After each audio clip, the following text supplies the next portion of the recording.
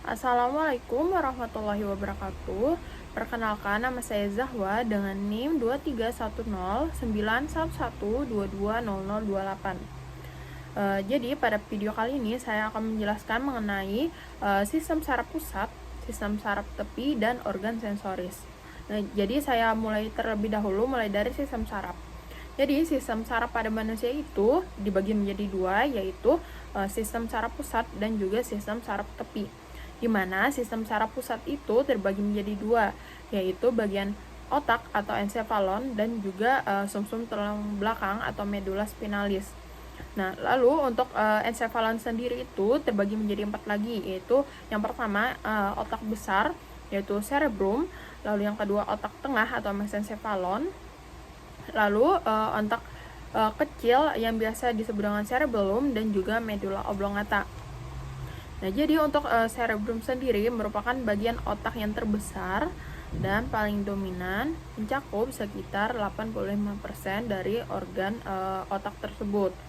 Nah, cerebrum ini memiliki banyak fungsi penting, yaitu seperti mengontrol dan mengkoordinasikan gerakan, mengatur suhu tubuh, lalu memungkinkan seseorang untuk berbicara, berpikir, dan memiliki kemampuan penalaran.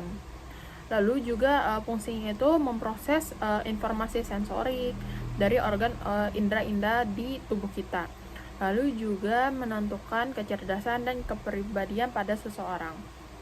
Nah, cerebrum ini terbagi menjadi dua belahan otak atau yang disebut dengan hemisferium kanan dan hemisferium kiri, di mana hemisferium ini dipisahkan oleh alur yang namanya visura longitudinal. Lalu masing-masing hemisferium ini akan mengontrol gerakan di sisi tubuh yang berlawanan. Misal, hemisferium kiri akan mengatur gerakan atau mengontrol gerakan di sisi tubuh bagian kanan, sedangkan hemisferium kanan akan mengontrol tubuh bagian sisi kirinya. Lanjut, untuk mesencephalon atau otak tengah adalah bagian terkecil dari otak yang berfungsi sebagai stasiun relay untuk informasi pendengaran atau colliculus inferior dan juga penglihatan atau colliculus superior. Nah, mesencephalon ini mengontrol berbagai fungsi penting seperti sistem visual dan pendengaran serta gerakan mata pada manusia. Lalu juga beberapa bagian dari mesencephalon ini disebut dengan nukleus merah atau nukleus rubber dan substansia nigra yang berfungsi dalam mengontrol gerakan badan manusia. Lalu substansia nigra yang berwarna gelap berisi banyak neuron yang akan memproduksi dopamin. Nah, pada umumnya berkurangnya neuron di substansia nigra ini akan menyebabkan klinis yang namanya Parkinson disease. Lalu lanjut ke otak kecil yang disebut dengan cerebellum. Jadi cerebellum ini merupakan bagian dari sistem saraf pusat yang terletak di atas batang otak, yang memiliki fungsi utama sebagai pengendali gerak dan keseimbangan, serta membantu kemampuan belajar dan mengingat kemampuan motorik. Lalu cerebellum ini akan menerima informasi seperti mengenai posisi dari sendi dan panjang dari otot. Lalu sama baiknya dengan masukan dari auditorik dan sistem visual. Otak kecil ini atau cerebellum ini juga memantau perintah motorik yang dihasilkan oleh otak besar atau cerebrum. Lalu lanjut ke medula oblongata. Nah, medula oblongata ini merupakan struktur seperti batang panjang yang membentuk bagian bawah batang otak. Di mana medula oblongata merupakan anterior dan sebagian inferiornya ke otak kecil atau cerebrum tadi. Nah, medula oblongata tersusun dari massa neuron berbentuk kerucut yang bertanggung jawab untuk fungsi otonom yang tidak disengaja, mulai dari mulai dari muntah hingga bersin.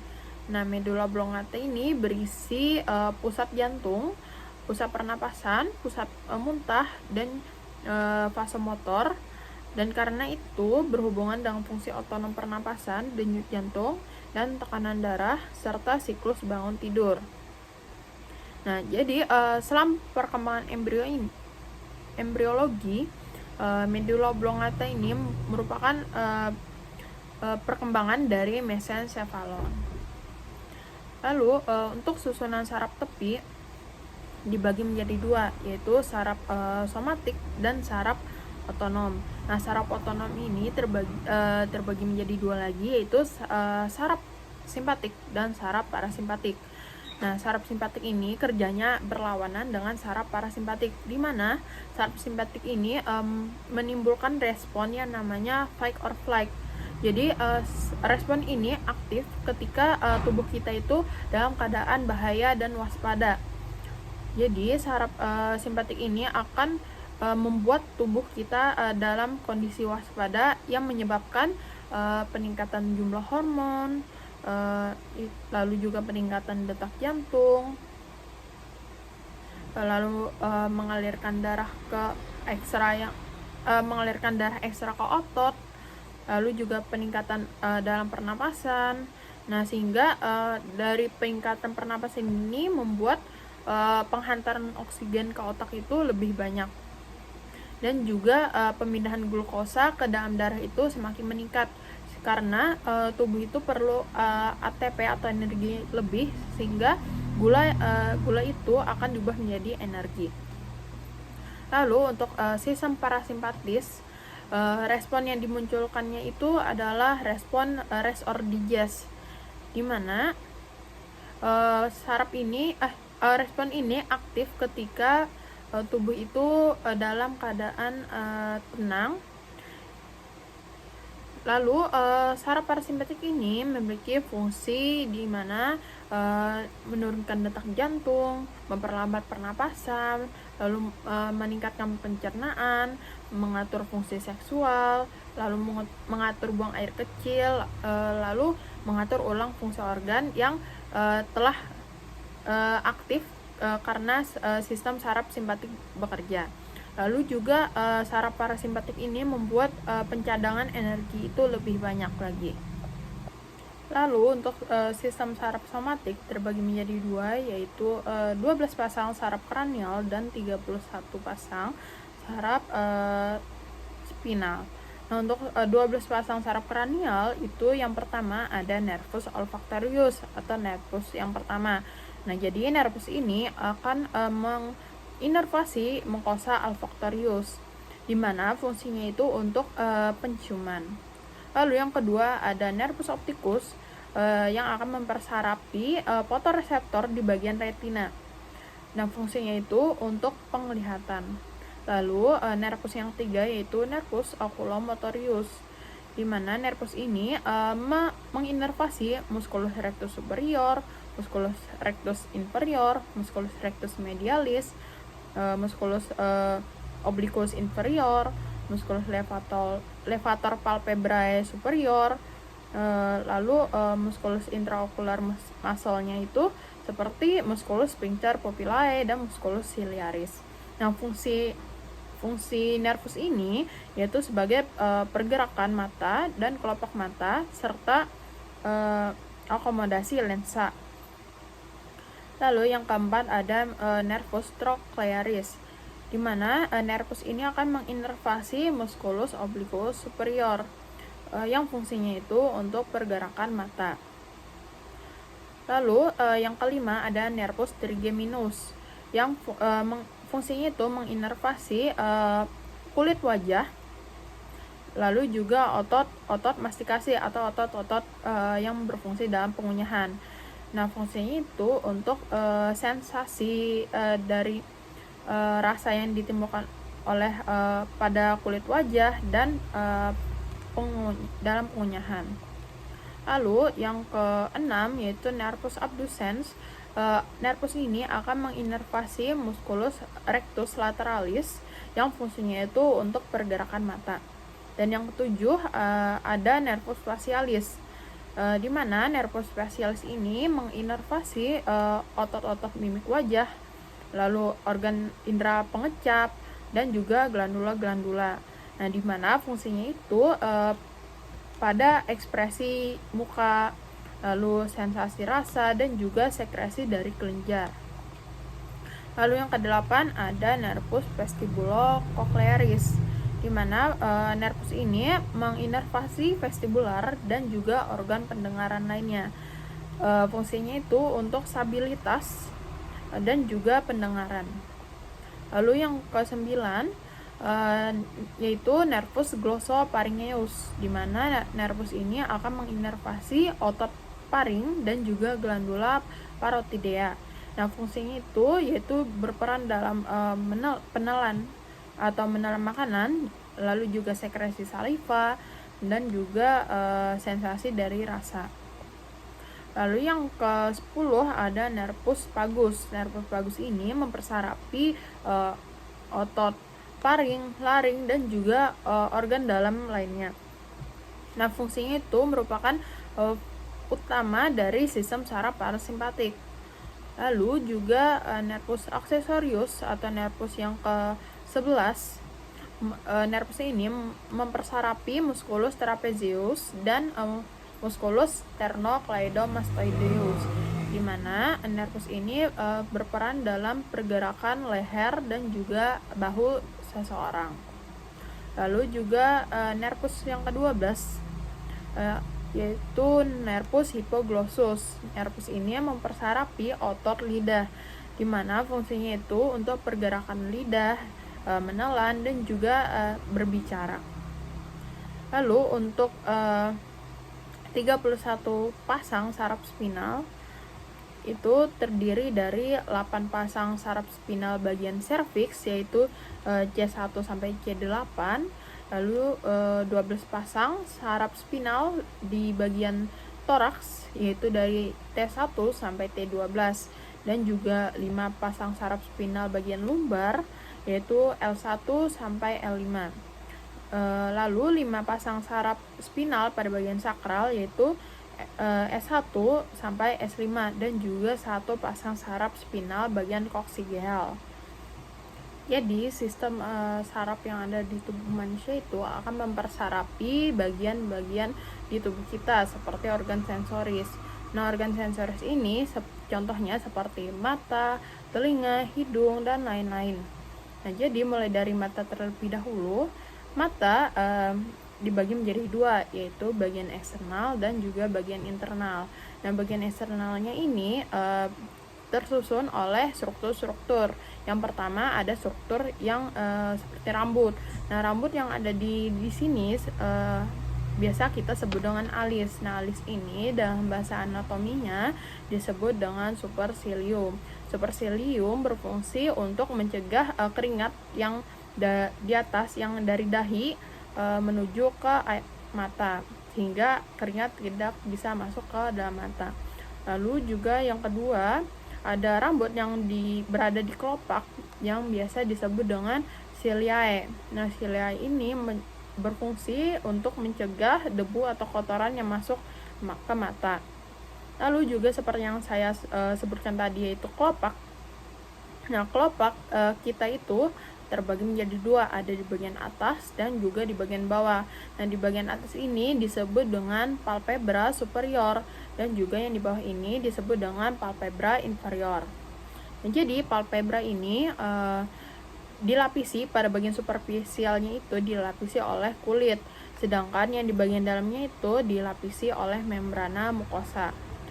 Lalu juga palpebra ini dua palpebra ini akan bertemu di suatu titik. Nah, titiknya itu ada dua, di bagian medial dan juga di bagian lateral.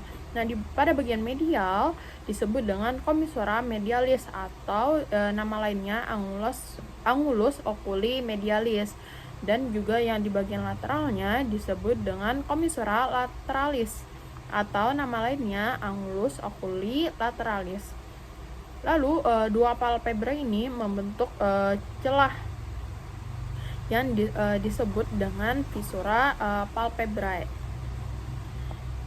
Lalu pada bagian supralateral di bagian di sini terdapat kelenjar air mata yang disebut dengan glandula lacrimalis. Nah, jadi glandula lacrimalis ini terbagi menjadi dua pars, yaitu pars orbitalis yaitu yang besar dan juga pars palpebralis yaitu yang kecil. Nah, jadi pada saat kita menangis itu glandula lacrimalis ini akan mensekresikan air mata. Jadi air mata itu akan membasahi kornea terlebih dahulu. Lalu dia akan tertampung di bawah sini yang namanya itu lacus lacrimalis. Lalu akan menuju ke punctum lacrimalis. Setelah itu akan menuju ke caruncula lacrimalis dan masuk ke saccus lacrimalis dan juga ke ductus nasolacrimalis. Nah, nanti muaranya itu berada di kavitas nasi kita, yang tepatnya di meatus nasi inferior. Lalu juga mata kita itu bisa bergerak karena terdapat otot-otot yang menggerakkannya. Nah, jadi ototnya itu ada otot ekstraokular atau otot ekstrinsik bola mata. Lalu juga otot intrinsik bola mata, dan juga ada juga otot yang ada di kelopak yaitu otot-otot palpebrae. Nah, kita bahas mulai dari otot palpebrae terlebih dahulu. Jadi otot palpebra itu ada dua. Yang pertama yaitu musculus orbicularis oculi dan juga musculus levator palpebrae superioris. Nah, dua otot ini dipersarapi oleh otot lurik oleh nervus oculomotorius dan juga otot polos oleh saraf simpatik. Nah, origonya itu berada di belakang cavitas orbitalis dan berinsersio di bagian permukaan anterior dan pinggir atas lamina tarsalis superior. Nah, fungsinya itu untuk mengangkat palpebra superior. Jadi kita bisa membuka atau menutup mata kita karena otot ini. Lalu yang kedua otot ekstrinsik bola mata. Nah, otot ekstrinsik bola mata itu ada 6, yaitu yang pertama musculus rectus superior, musculus rectus inferior, musculus rectus medialis, musculus rectus lateralis, musculus obliquus superior, dan juga musculus obliquus inferior. Jadi untuk musculus rectus superior, musculus rectus inferior, musculus rectus medialis, musculus rectus lateralis itu berorigo di annulus tendineus communis pada dinding posterior orbita. Nah, untuk musculus rectus superior berinsersio di bagian permukaan superior bola mata, tepatnya di posterior terhadap limbus corneae. Nah, otot ini dipersarapi oleh nervus oculomotorius yang fungsinya untuk mengangkat kornea ke atas dan ke arah medial. Nah, lalu untuk musculus rectus inferior itu berinsersio di permukaan inferior bola mata, tepatnya di posterior terhadap limbus corneae yang dipersarapi oleh nervus oculomotorius. Nah, fungsinya itu untuk menurunkan kornea ke bawah dan ke medial. Lalu untuk musculus rectus medialis itu berinsersio di permukaan medial pada bola mata. Nah, nervus ini dipersarapi oleh nervus oculomotorius juga. Nah, fungsinya untuk memutar bola mata sehingga kornea menghadap ke arah medial. Lalu untuk musculus rectus lateralis, insersianya itu berada di permukaan lateral dari bola mata. Nah, nervus ini berbeda dengan nervus yang telah disebutkan tadi, di mana nervus ini itu dipersarapi oleh nervus trochlearis. Nervus abducens. Jadi fungsinya itu untuk memutar bola mata sehingga kornea itu bisa menghadap ke arah lateral. Lalu musculus obliquus superior itu berorigo di dinding posterior cavitas orbitalis. Nah, insersionya berada di melalui troklea dan melekat pada permukaan superior bola mata, yaitu di bawah musculus rectus superior. Nah, nervus ini dipersarapi oleh nervus trochlearis. Nah, fungsinya untuk memutar bola mata sehingga kornea menghadap ke bawah dan ke lateral. Lalu untuk musculus inferior, dia berorigo di dasar cavitas orbitalis dan berinsersio di permukaan lateral bola mata, tepatnya di profunda terhadap musculus rectus lateralis. Nah, otot ini dipersarapi oleh nervus oculomotorius yang fungsinya itu untuk memutar bola mata sehingga kornea menghadap ke atas dan ke lateral. Lalu lanjut untuk ke otot intrinsik bola mata. Ototnya itu terdapat 3 otot. Yang pertama musculus sphincter pupillae, musculus dilatator pupillae, dan musculus ciliaris. Nah, untuk musculus sphincter pupillae dipersarapi oleh parasimpatik melalui nervus oculomotorius yang fungsinya itu untuk konstriksi pupil atau pupilnya itu mengecil. Lalu untuk musculus dilatator pupillae itu dipersarapi oleh saraf simpatik yang fungsinya itu untuk dilatasi pupil atau pupilnya itu membesar. Lalu untuk musculus ciliaris itu dipersarapi oleh parasimpatik melalui nervus oculomotoris juga. Nah, fungsinya itu untuk mengatur bentuk lensa yang berperan pada akomodasi pada lensa sehingga membuat lensa lebih bulat lagi. Baik, jadi ini untuk pergerakan bola mata yang ditimbulkan oleh gerakan dari otot-otot yang telah disebutkan tadi. Nah, lalu untuk bola mata itu terdiri dari lapisan-lapisan, mulai dari lapisan terluar dan lapisan yang paling dalam itu terdapat 3 lapisan. Nah, mulai dari yang paling luar terlebih dahulu, yaitu yang disebut dengan tunika fibrosa. Tunika fibrosa ini terdiri dari sklera dan kornea. Lalu untuk yang lapisan kedua yaitu tunika vaskular, yaitu terdiri dari choroidea, corpus ciliaris, dan juga iris. Lalu yang ketiga tunika nervosa itu terdiri dari retina, di mana nanti retina ini akan memiliki pars-parsnya lagi. Nah, lalu untuk kita mulai terlebih dahulu untuk kornea. Jadi kornea itu fungsinya untuk merefleksikan cahaya yang masuk ke dalam mata. Nah, kornea bagian dalam itu berhubungan dengan humor aquos. Itu tuh seperti cairan yang terdapat di mata. Lalu untuk sklera ini merupakan jaringan yang berwarna putih, di mana terdiri dari jaringan fibrosa padat dan kolagen. Nah, sklera ini ditembus oleh 4 struktur. Yang pertama yaitu ditembus oleh nervus opticus, lalu yang kedua arteri, yang ketiga nervus ciliaris, dan yang keempat venae corticosae. Lalu untuk tunika vaskular tadi yaitu yang choroidea. Nah, choroidea ini merupakan lapisan luar yang berpigmen dan lapisan dalamnya yang sangat vaskular, jadi banyak pembuluh darah di dalamnya. Lalu yang kedua corpus ciliaris. Nah, corpus ciliaris ini terdapat 2 struktur. Yang pertama yaitu otot atau musculus ciliarisnya dan juga processus ciliaris.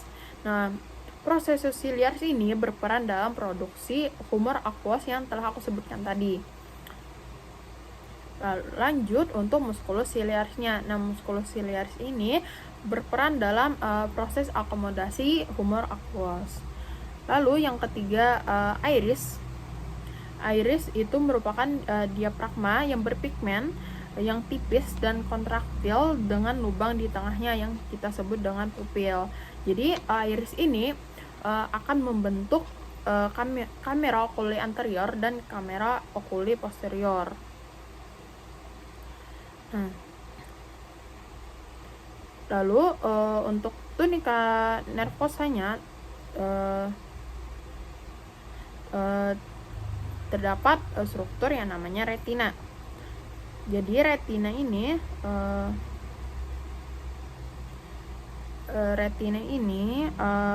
terdiri dari dua pars, yaitu bagian luarnya itu pars pigmentosa dan bagian dalamnya pars nervosa, di mana pars pigmentosa ini akan berhubungan dengan choroidea, sedangkan pars nervosanya ini akan berhubungan dengan corpus vitreum.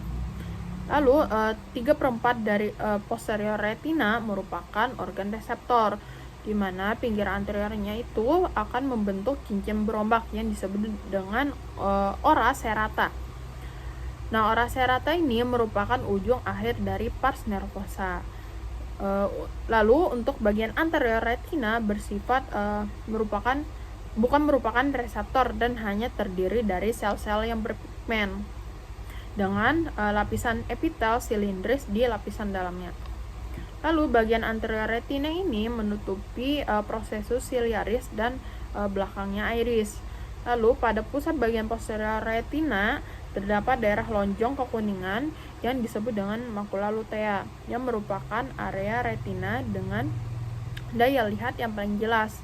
Lalu di tengahnya terdapat lekukan yang disebut dengan fovea centralis. Lalu untuk lensa itu berperan dalam akomodasi penglihatan. Nah, pada penglihatan yang dekat, otot siliaris akan berkontraksi, lalu badan siliaris tertarik ke depan dan ke dalam. Lalu ketegangan pada ligamen suspensori lensa akan berkurang. Lalu lensa menjadi tebal atau bulat karena elastisitasnya. Lalu pupil akan mengkerut. Sedangkan untuk penglihatan yang jauh, otot siliaris akan mengendur. Lalu badan siliaris akan kembali ke dalam keadaan istirahatnya dan ke belakang dan keluar. Lalu untuk ketegangan pada ligamen suspensori lensanya akan meningkat, sehingga lensa akan menjadi lebih tipis atau lebih datar karena elastisitasnya tersebut. Lalu pupil akan melebar. Lalu untuk humor aqueous yang telah saya singgung di awal tadi, nah humor aqueous itu adalah cairan bening yang mengisi kamera oculi anterior dan kamera oculi posterior.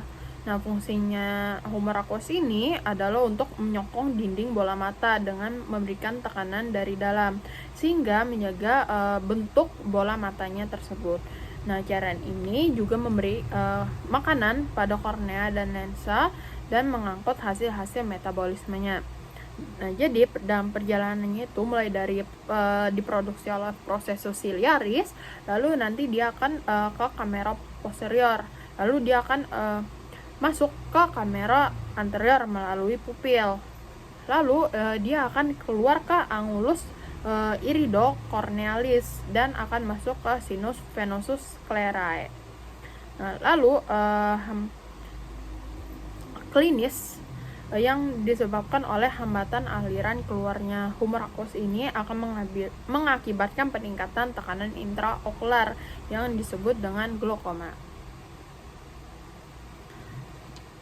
Nah, baik, jadi ini untuk histologi dari mata, di mana di atas itu terdapat sklera, lalu di bawahnya berhubungan dengan choroidea. Lalu choroid ini akan bersinggungan dengan sel pigmen retina. Nah, retina ini terdiri dari banyak lapisan. Yang pertama lapisan fotoreseptornya yang terdiri dari sel bata dan sel kerucut. Nah, lalu lapisan kedua itu lapisan nukleus luar. Lalu yang ketiga lapisan plexiform luar, yang keempat lapisan nukleus dalam, yang kelima lapisan plexiform dalam, dan lapisan serat saraf optik. Lalu lanjut untuk ke perjalanan jarasnya tersebut atau visual pathway. Nah, dimulai dari fotoreseptor, yaitu yang terdiri dari sel batang dan sel kerucut itu yang berada di dalam retina, akan dirangsang oleh cahaya yang masuk, sehingga mengubah energi cahaya menjadi sinyal listrik. Nah, fotoreseptor ini akan bersinaps dengan sel bipolarnya retina, yang selanjutnya mengirimkan sinyal-sinyal ini ke sel ganglion retina. Nah, sel ganglion retina ini akan bertemu di cakram optik yang akan membentuk nervus opticus.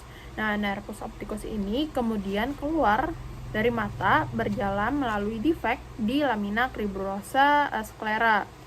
Nah, nervus opticus ini merupakan saraf kranial yang telah saya jelaskan di awal tadi. Nah, saraf ini dapat dianggap sebagai perpanjangan dari otak depan karena ditutupi oleh meningan sistem saraf pusat, bukan oleh dari epineurium, perineurium, dan endoneurium seperti saraf perifer lainnya. Lalu, nervus opticus ini akan berjalan melalui rongga tulang dan memasuki fosa kranial tengah. Melalui kanal opticus, setelah berada di dalam tengkorak, nervus opticus akan berjalan di sepanjang dasar rongga tengkorak tengah. Lalu melalui aspek medial sinus cavernosus, saraf nervus kiri dan kanan kemudian bertemu di chiasma opticus, di mana chiasma opticus itu struktur yang persilangan ya. Lalu untuk chiasma opticus itu terletak tepat di atas sela turcica osis sphenoidalis. Lalu kelenjar pituitari menonjol tepat di belakang chiasma tersebut. Nah, pada chiasma, serabut dari aspek nasal setiap retina akan menyilang ke traktus opticus kontralateral. Sedangkan serabut dari retina temporal tetap berada di posisinya masing-masing. Lalu dengan cara ini, saraf pos chiasmal sisi kiri berhubungan dengan sisi kanan bidang visual dengan neuron sensorik tingkat pertama, tingkat kedua di nukleus geniculatum lateral di talamus. Nah, dari sini nervus opticus akan menyebar ke arah dorsal ke sulcus calcarina di lobus occipital. Nah, radiasi optik berputar melalui lobus parietal atau melalui lobus temporal atau lengkung Meyer. Nah, radiasi optik ini berakhir di sulcus calcarina yang tepatnya di lobus occipital, yaitu tempat pusat visual kortikal berada. Nah, jadi sulcus calcarina ini bertanggung jawab atas pemrosesan citra retina, di mana citra dari kedua mata akhirnya disusun dan citra akhir akan terbentuk. Nah, dari pusat visual occipital, sinyal dikirim ke lobus frontal, parietal, dan temporal untuk memahami informasi masukannya lebih lanjut seperti dalam membaca atau pengenalan wajah seseorang. Lalu yang organ yang kedua yaitu telinga. Dan telinga ini juga terbagi menjadi dua, yaitu bagian eksternal dan di bagian internal. Nah, di bagian eksternal dari telinga itu terdiri dari dua, yaitu auricula dan meatus acousticus externus. Nah, auricula ini memiliki bentuk yang sangat khas, yaitu banyak lekukan-lekukan yang terbentuk. Nah, lekukan ini pastinya memiliki fungsi. Nah, fungsinya itu untuk mengumpulkan getaran udara. Lalu terdiri atas lempeng tulang rawan elastis tipis yang ditutupi oleh kulit. Nah, auricula ini mempunyai otot intrinsik dan ekstrinsik. Nah, keduanya ini dipersarapi oleh nervus facialis. Lalu untuk meatus acousticus externus merupakan saluran berkelok yang menghubungkan auricula dengan membrana tympanica. Nah, meatus acousticus acousticus externus ini berfungsi untuk menghantarkan gelombang suara dari auricula atau daun telinga ke membrana tympanica. Lalu untuk rangka sepertiga bagian luar meatus ini adalah cartigol elastis dan 2/3 bagian dalamnya adalah tulang yang dibentuk oleh lempeng timpani. Nah, meatus ini dilapisi oleh kulit dan sepertiga bagian luarnya mempunyai rambut, glandula sebasea dan glandula ceruminosa. Nah, glandula ceruminosa ini merupakan modifikasi kelenjar keringat yang menghasilkan sekret lilin berwarna coklat kekuningan. Nah, rambut dan lilin ini merupakan barrier yang lengket untuk mencegah masuknya benda asing ke dalam telinga. Lalu untuk saraf sensorik yang mempersarapi kulit yang melapisi meatus ini berasal dari nervus auriculotemporalis dan ramus auricularis nervi vagi. Lalu untuk aliran limfanya menuju ke nodi parotidae superficiales dan mastoidae dan cervicales superficiales. Lalu lanjut untuk ke bagian internalnya, yaitu bagian telinga tengah, yaitu cavitas tympani. Nah, itu terdiri dari membrana tympanica, lalu oleh ossicula auditus atau tulang-tulang pendengaran, lalu tuba auditiva, antrum mastoideum, dan cellulae mastoideae. Lalu untuk membrana tympanica itu adalah membrana fibrosa tipis yang berwarna kelabu mutiara. Nah, membrana ini terletak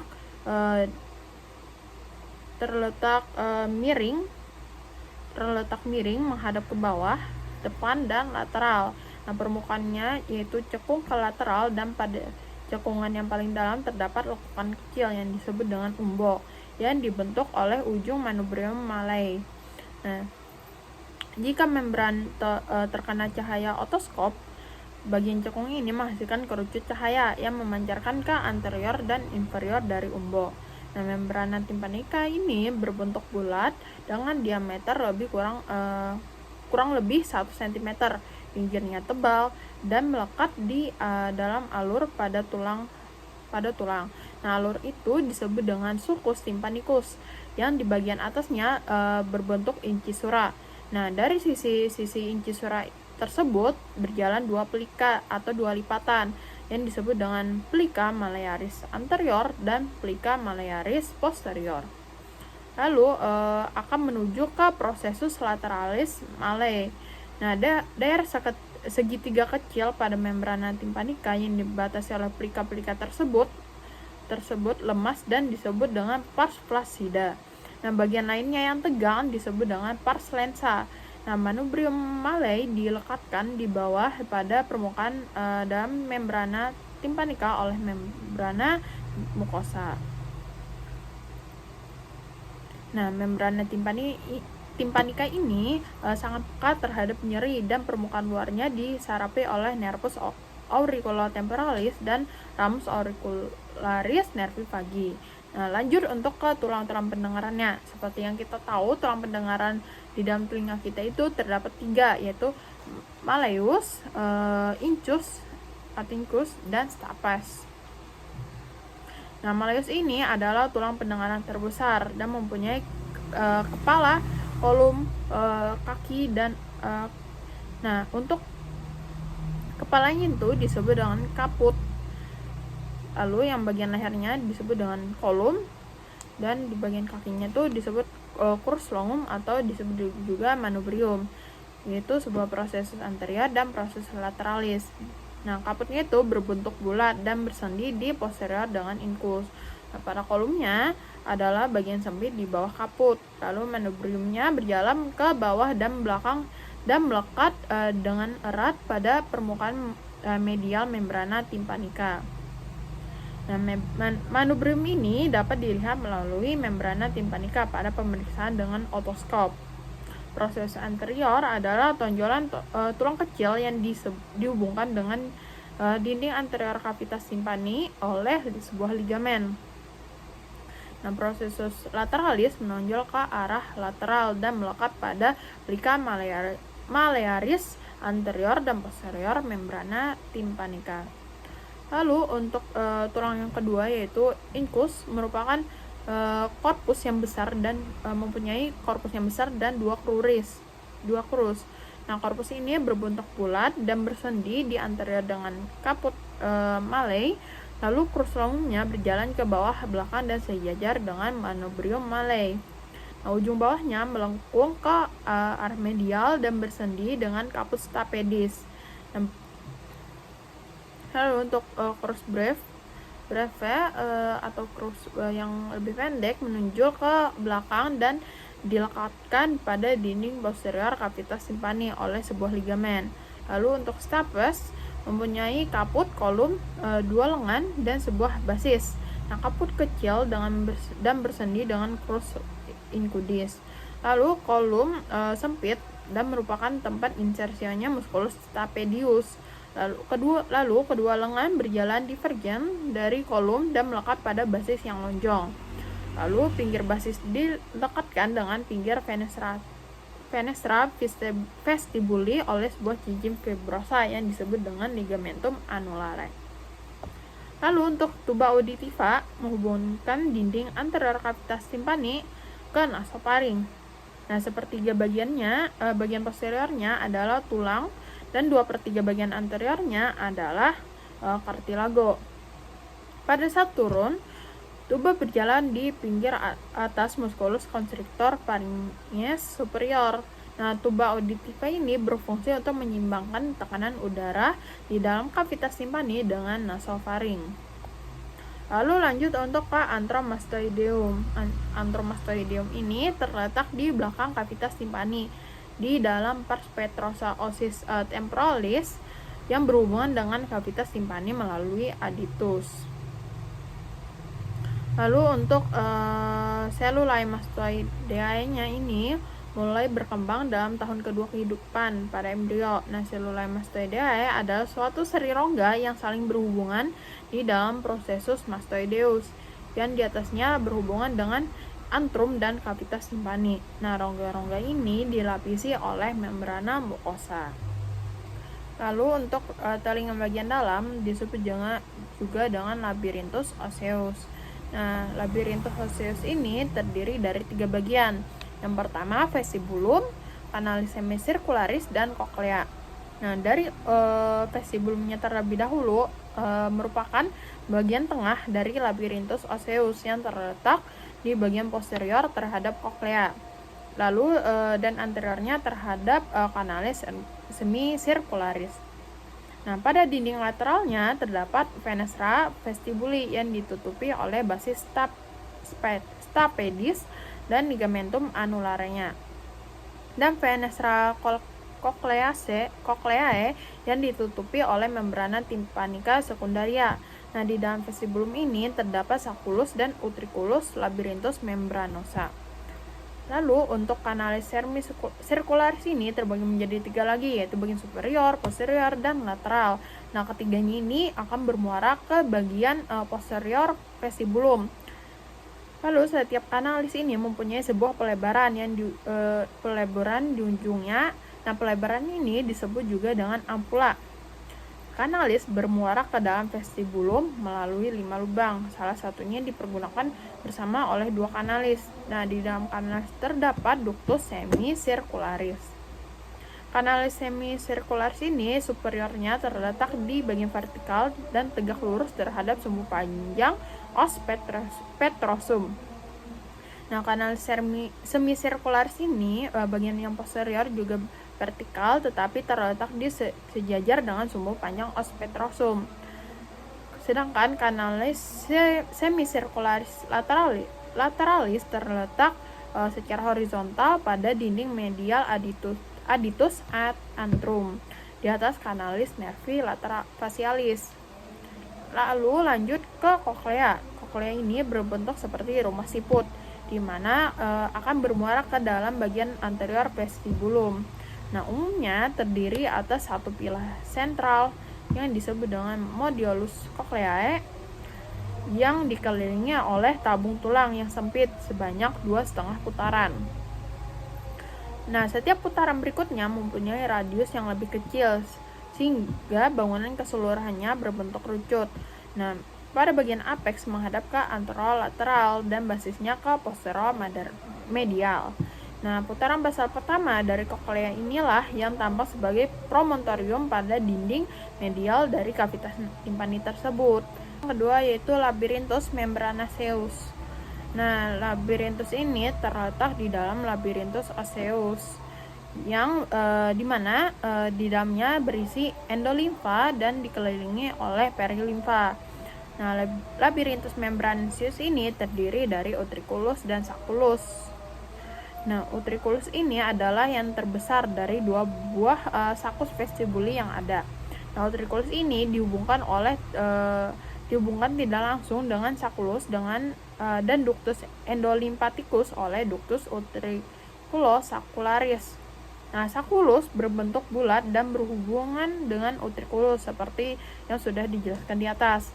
Lalu ductus endolimpatikus setelah bergabung dengan ductus utriculosacularis akan berakhir di dalam kantung buntu kecil yang disebut dengan saccus endolimpatikus. Nah, saccus ini terletak di bawah dura mater pada permukaan posterior pars petrosa osis temporalis.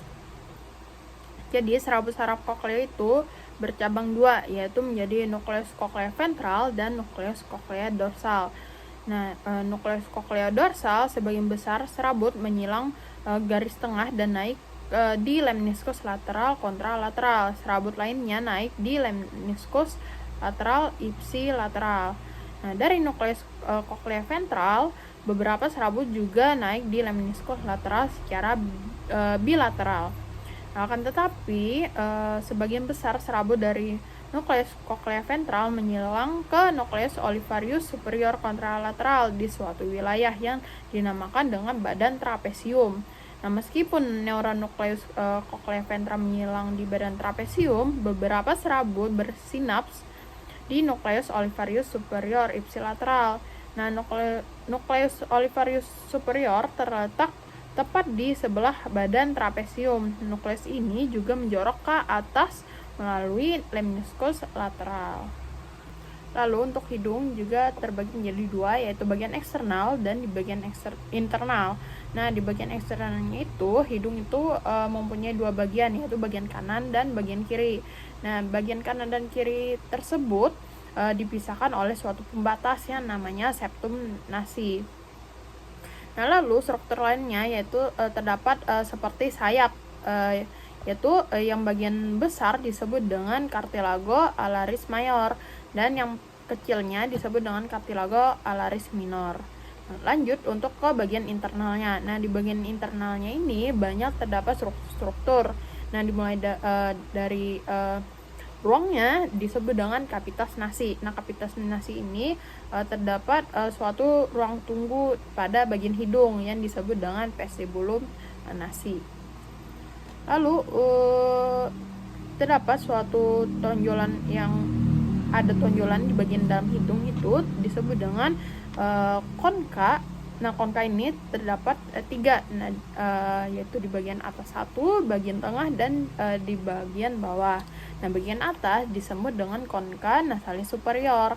Nah, di bagian tengahnya disebut dengan konka nasalis medialis, dan yang di bawahnya terdapat konka nasalis inferior. Nah, masing-masing konka ini di bawahnya terdapat suatu celah yang disebut dengan meatus. Nah, meatus bagian atas disebut dengan meatus nasi superior, dan yang di bagian tengah meatus nasi medialis, dan yang di bawahnya disebut dengan meatus nasi inferior. Nah, meatus nasi inferior ini sudah saya jelaskan di awal tadi, merupakan tempat muara glandula lacrimalis yang masuknya air mata tersebut. Nah, lalu terdapat juga sinus. Nah, sinusnya itu terdapat 4. Di bagian os frontal disebut dengan sinus frontalis. Nah, di bagian os sphenoid disebut dengan sinus sphenoidalis, dan juga terdapat sinus ethmoidalis pada os ethmoida. Nah, lalu terdapat juga sinus yang paling besar yang disebut dengan sinus maxillaris. Lalu untuk perjalanan jarasnya yaitu dimulai dari kemoreceptor di mukosa hidung menghasilkan akson yang akan melewati lempeng cribriform untuk bersinap di bulbus olfactorius. Nah, akson dari bulbus olfactorius ini berjalan melalui tractus olfactorius ke cortex olfactorius ipsilateral. Nah, reaksi perilaku terhadap bau dikendalikan oleh koneksi ke sistem limbik. Mungkin itu saja dari saya. Wassalamualaikum warahmatullahi wabarakatuh.